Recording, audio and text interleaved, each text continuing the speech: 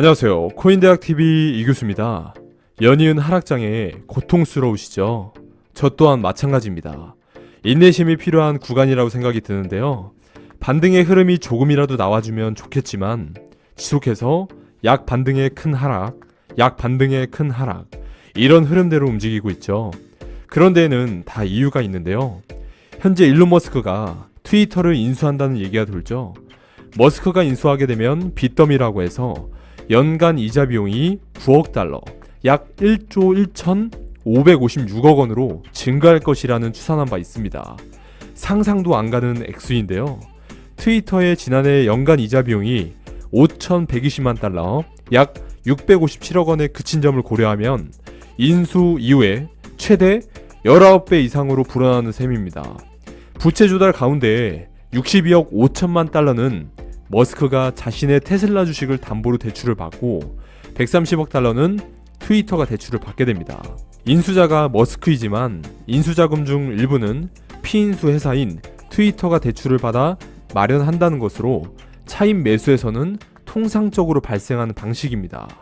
결국 트위터는 머스크의 인수가 되면 130억 달러, 약 16조 6,920억 원에 달하는 막대한 빚을 떠안게 되는 셈이죠. 깊게 파고들어 보면 트위터는 최근 2년간 연간 순손실을 기록 중이며 신용 등급이 이미 투자 적격 등급 미만으로 내려갔고요. 트위터가 영업으로 벌어들인 돈으로는 이 같은 이자 비용을 감당하기 어려운 실정입니다. 다음으로 넷플릭스 150명 해고 이슈가 있죠.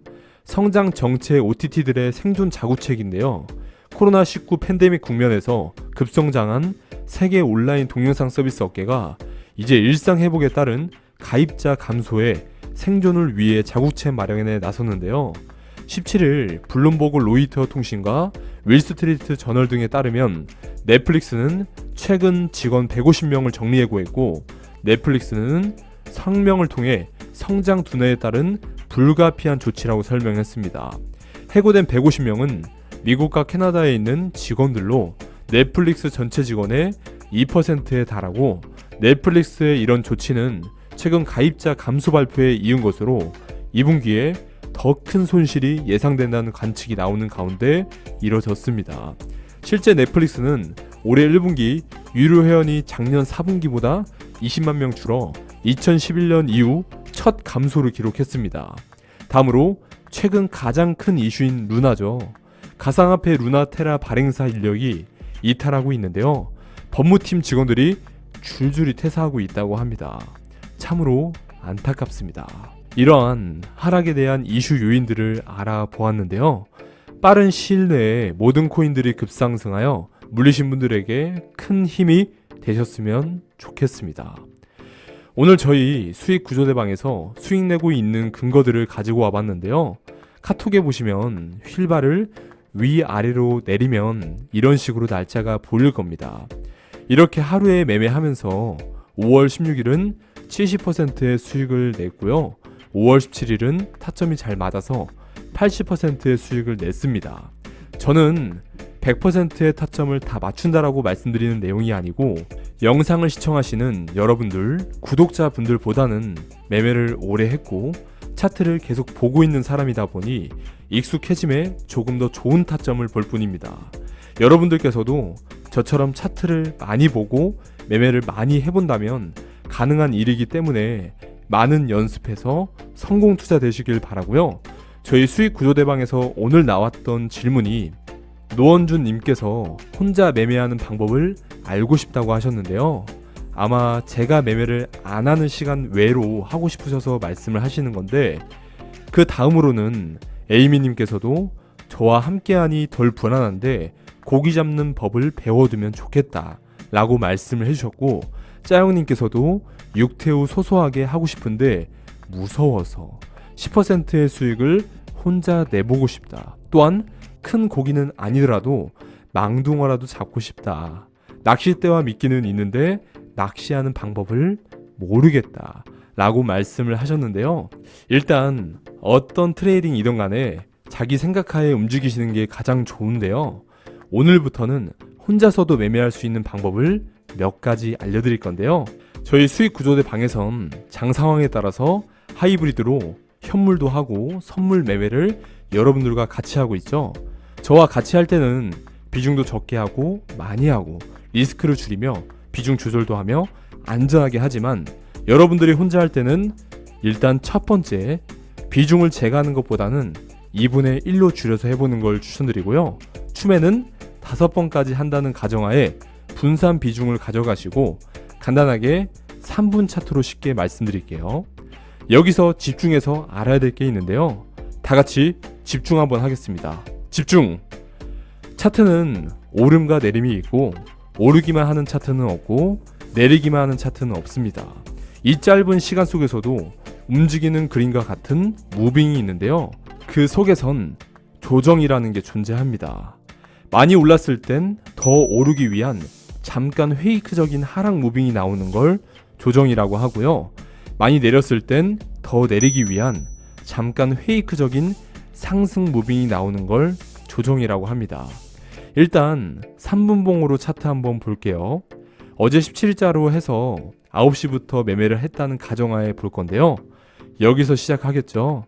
그러면 이전 새벽부터 어디서 올라왔는지를 체크해야 되고요.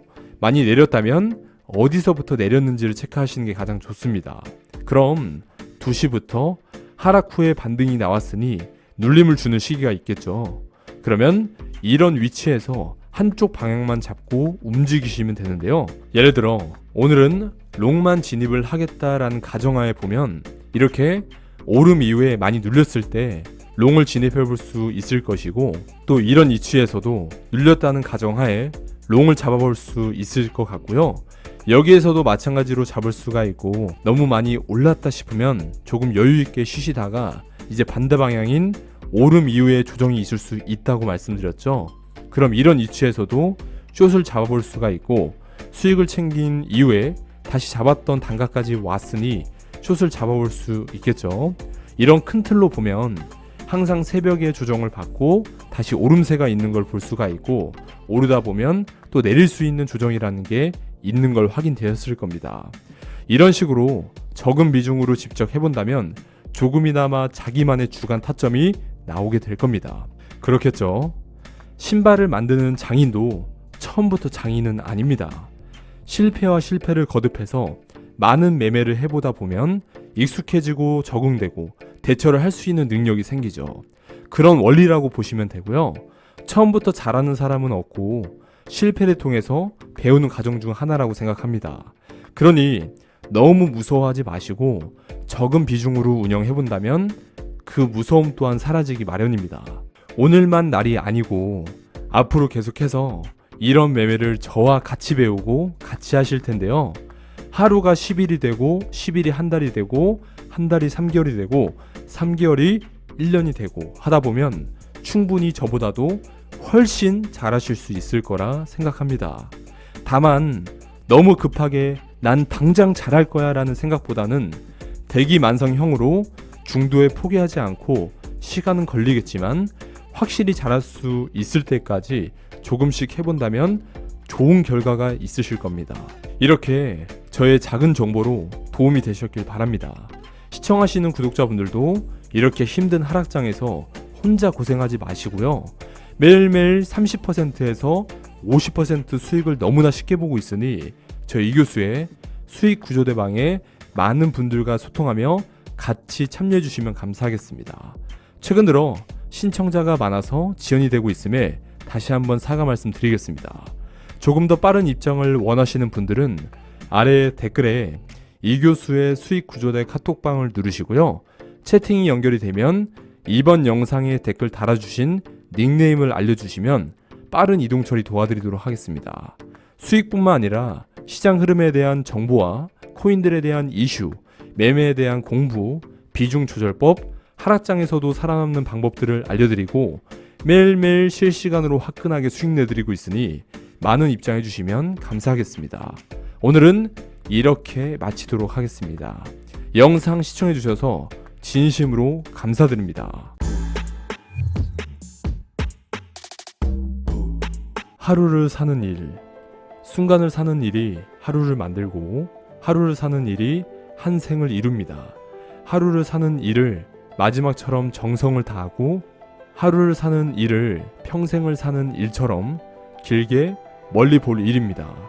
많은 사람들이 젊은 날의 시간을 의미 없이 낭비하고는 뒤늦게 지난 시간으로 돌아갈 수 있다면 다르게 한번 살아볼 텐데 하며 후회하고 아쉬워합니다. 한번 지나가면 다시 살아볼 수 없는 시간, 순간의 시간을 뜨겁게 사랑하며 살아야 합니다. 하루를 사랑으로 사는 일이란 너그러워지고 칭찬하고 겸손하고 진지해지는 것을 의미합니다. 하루를 사랑으로 끝내는 일은 반성하고 감사한 마음을 갖는 것을 뜻합니다.